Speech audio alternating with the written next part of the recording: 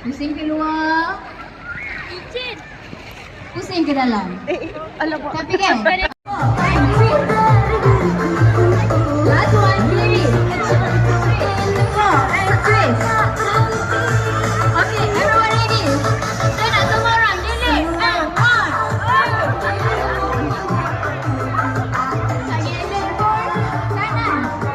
Kiri. Hijau, hijau, biru, biru, merah, merah. Dedek. Okey, nama semakin laju. Biru dah nak ke pasukan yang seterusnya. Mereka pasangan ketiga dah. Mereka mengejar.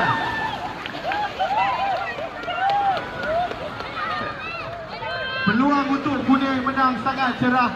Mereka tak perlu rushing.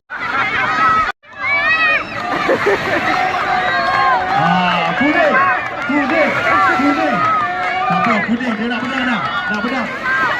Ada komunikasi dah, komunikasi dah. Bola ternampak pula. Kita nak menang pelan-pelan. Ini orang berlumba. Tadi dia nombor 1. Sekarang dia nombor 2. Kuning! Hijau tadi nombor 2.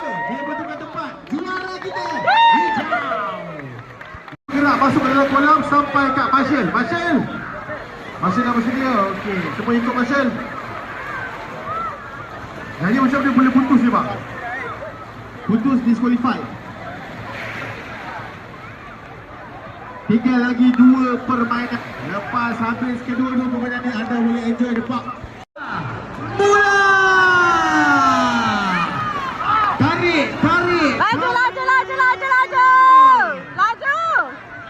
Itu dia, keempat-empatnya masih lagi bersebelahan. Mereka mencari siapa yang paling cepat. Okey, lepas ni kita ada pendahulu di sini. Pasukan merah mendahului perlumbaan ini. Dikejar Wah, rapat. cepatlah, Mak. Tak jauh di belakang antara kuning dan biru. Jadi mereka bertukar pasangan. Bertukar pasangan sekarang. Tengok siapa yang...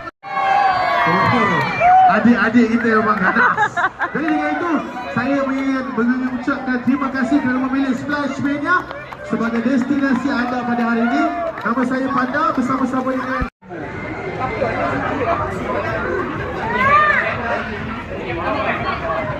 Ini game pertama. Ini game pertama. Back to back. Sana. Okey, kita bergambar dulu. Oh, dah macam bel dah. Ya, ye.